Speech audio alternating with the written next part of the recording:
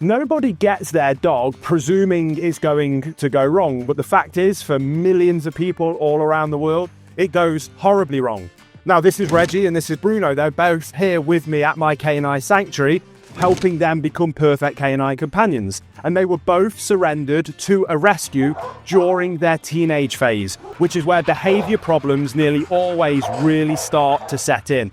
And if you don't know how to handle that phase, there's a good chance that the behaviors might come so severe for you as well that you're left with no other choice. So in this video, let's look at the mistakes as a clinical canine behaviorist I see people making every single day that results in having poorly behaved dogs that end up in rescue centres or worse, on the euthanasia table. So the first mistake that so many people make with dogs in the teenage phase is not knowing that there's a teenage phase. Now that might sound silly or obvious, but it's important that we understand. When people bring puppies into their life, especially for the first time, and especially if they've got a plan for their puppies and they're taking it seriously, the reality is training a puppy isn't that difficult. Outside of toilet training, which can and should be done early on, and outside of them crying through the night, which with good crate training can be fixed as soon as day one, really, it's not that difficult. And when dogs are in the puppy stage, they're nervous. They don't like making decisions for themselves, so they seek guidance and direction desperately. They're really keen to please. They're really keen to work for their food, and they don't want to leave your side. They don't want to be left alone. It's a naturally baked in ancestral reaction that many animals have. And people think that, well, training's going really well. I've taught him sit, I've taught him down, I've crate trained, toilet training's going brilliantly. Recalls are no problem. He's not really bothered by other dogs. He just wants to stay near me all the time. And then they take their foot off the gas. And then they're just cruising.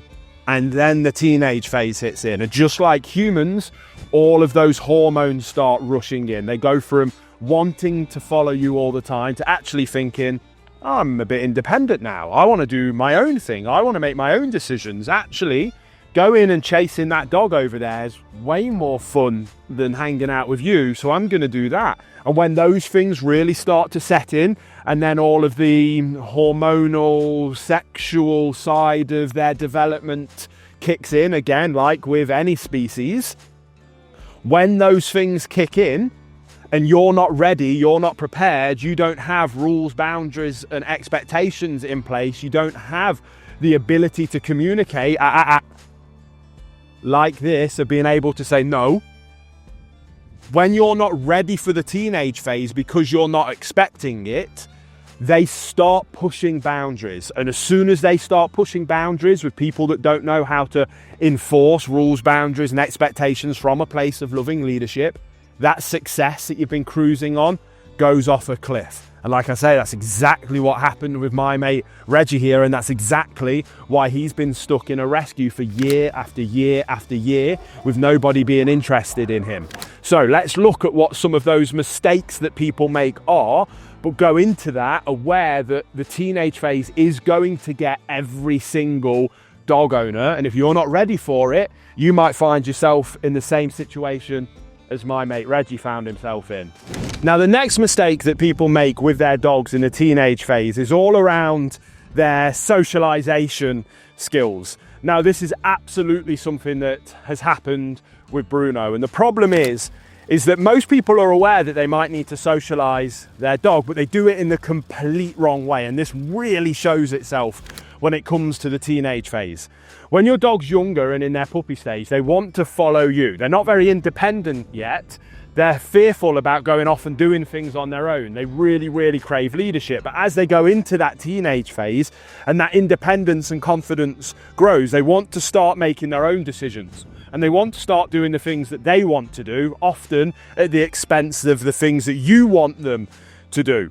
Where this is a problem when it comes to socialization is that so many dogs are socialized in a way, and the owners think that socialization is take them somewhere and let them do whatever they want. Meet some dogs, run, play, do whatever you want with the dogs. Every time you meet somebody, go and say hello to those people. Here's some treats, give my dog some treats because I'm socializing them. But what you're actually doing is you're creating these huge arousal spikes every single time that your dog goes through one of those experiences. And they grow up learning or thinking that every dog is a plaything for them. Every person that they encounter is there for them. And if you have a dog that's going through the teenage phase that has been socialized this way, it's a recipe for disaster, because what happens is that your dog starts to want to make decisions for itself. And if your dog is on a lead and it wants to go and see that dog that's on the other side of the road, or be greeted by that person that's walking past minding their own business, and you're preventing them from doing so by holding them back on a lead, what will happen is that your dog will become frustrated.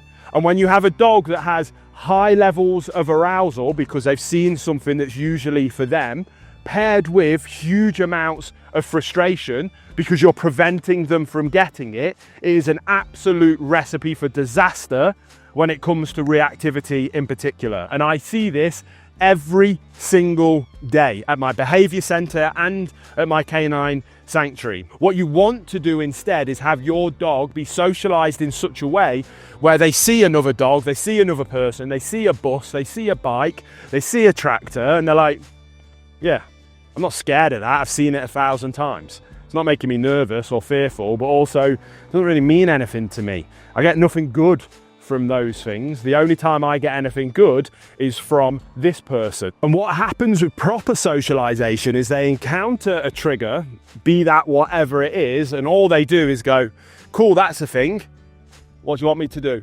Okay, cool, I'll do that. That's what socialization should lead to, not, oh my God, there's another dog. Oh my God, there's another person. Oh my God, I'm so excited. Why are you holding me back? Stop holding me back. I'm gonna go, and putting them in that state of mind. Socialization leads to one of those two aspects. Which one your dog is completely depends on how you go about socializing them. Now, a huge mistake that people make with their dogs that really shows itself in the teenage phase is not crate training your dog. Now, as you can see, my mate Reggie back here is absolutely loving his crate, and this is going to make his transition into his forever home go way smoother. But again, another thing that the teenage phase is characterized by is a dog that's bored, a dog that's frustrated, a dog that has pent-up energy that needs to go somewhere. And do you know what a dog who is bored, frustrated, and has pent-up energy does when they're in the home? Is they destroy things. And when the novelty of your new dog has worn off, and every time you come home from work, something new has been destroyed in your house, trust me, that frustration on your side is going to grow really quickly. And there are many, many, many, many dogs that end up in shelters purely because they destroy people's possessions in the home when they get left alone, which could be completely removed with crate training. And when you do crate training properly, just like my mate Reggie down here, they'll absolutely love their crate. It'll be one of their favorite places to be. And any behavior problems that you're trying to navigate or deal with that are showing themselves during the teenage phase can be completely nullified by having proper crate training in place. Been out for a terrible walk where you've experienced reactivity for the first time, you don't know what to do, you were embarrassed, frustrated, wasn't the nicest experience, incredibly stressed, you get the dog home. Do you know what you can do when you've done crate training? Is you can pop them in their crate, you can shut the crate door, and you've now got, if they've been for a good amount of exercise, a good 2-3 hours if need be, to go and relax. And you know that you're not going to leave the dog destroying your home. They're happy, content, and snoozing away. You can get a break from them, do a bit of research about how you need to go about fixing that problem that's just showed itself, and then come back with a fresh headspace, ready to tackle that problem from a place of calm, confident, loving leadership. There is a reason that crate training is a mandatory part of my training system with every single dog and client I ever work with. And that is because I hand on heart believe that 99% of problems in the home can be prevented or fixed by using crates. Now guys, if you're finding that your dog is in the teenage phase and you're having a lot of trouble, maybe realizing that you might have made some of these mistakes, the good thing is that it's not too late. Again, things have got as bad as they can pretty much ever get with my mate Reggie here, and look how much success we're able to have with him. It's been an amazing month with him here at my sanctuary. And in my Perfect Canine Companion course, I teach you exactly how you can replicate this kind of success yourself at home. It has helped thousands of people take their dog from nightmare status, from considering giving them up for adoption or even considering euthanasia, through to Perfect Canine Companion. It is a whole bundle of my most successful courses, including reactivity, pulling, recall, crate training, obedience, manners, leadership, my boot camp, and so much more. So if you're interested in learning more, there'll be a link in the description box below with a special discount to thank you as one of my YouTube viewers. And the best thing is that the reason I'm able to run my canine sanctuary and help dogs like Reggie here is because we use the profits generated from our online academy and our course to be able to help rescues, to be able to help dogs like Reggie completely free of charge. So not only will you be helping your dog become your perfect canine companion, but you'll be supporting our work with dogs like Reggie here. Now, probably the biggest mistake that I see people make when they're struggling with their dogs when they go into the teenage phase is understanding that it's so important that you have the ability to communicate to your dog no. When your dog's a puppy, the vast majority of the work that we're going to be doing with them, 95%, if not more, is going to be on teaching what we do want from them. Loads of fun work, loads of obedience work, loads of food work, lots of praise and positive reinforcement based work of communicating. I've just brought you into our world, into our life, into our society. And I'm going to try and teach you how I need you to behave. And I'm going to try and teach you in as nice a way as possible so that you're on board with this. You're on board with us as a family, with us as a team, that this relationship is flowing and I can communicate to you what it is that I need from you. But the reality is that when your dog goes into the teenage phase can often be summarized with a dog becoming independent and challenging and pushing back against boundaries, rules, and expectations. And when they first start making that decision to go, I know what's expected of me. What if I don't do it? What if I step out? What are you going to do? Nothing? You're not going to do anything? Okay, cool. Well, I got a little bit closer to what I want. What if you're not going to do anything? You're not going to stop me? Cool, well, I'm just going to keep going. And they'll take an inch and they'll keep taking that and they'll keep taking it and it becomes a mile. What you need to have the ability to do is the second that your dog goes, okay, I'm at my boundary here. What if I step over? Oh, no. I have that ability to say, no, don't do that. You know the rules, you know the boundaries, you know my expectations. If you make a decision to go against those things, I have the ability to communicate to you no. There are many different ways that you can communicate to your dog no. The important thing is that you do so, is that you do tell them when they've made a mistake. So they know it's a mistake and they know not to make that mistake again in the future.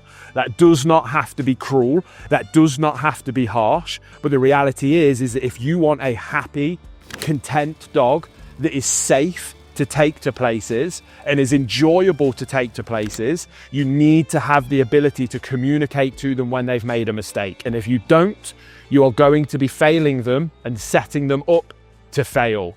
Because if you love your dog, you must lead your dog. And to lead your dog, you have to be able to effectively, from a place of love, communicate when they've made a mistake. So if not having a clearly defined no is an incredible mistake and a no that your dog listens to, we can say the exact same about not having a really clear defined yes. The essence of dog training is being able to communicate to your dog, hey buddy, please do this, but don't do that. Hey buddy, I can't allow you to do that, that's unacceptable. Can you please do this instead? Put those two things together and you'll be able to navigate the teenage phase, no problem. That's the essence of dog training. Now, obviously, each one of those buckets contains a lot more information, knowledge, skill, and experience to be able to do effectively.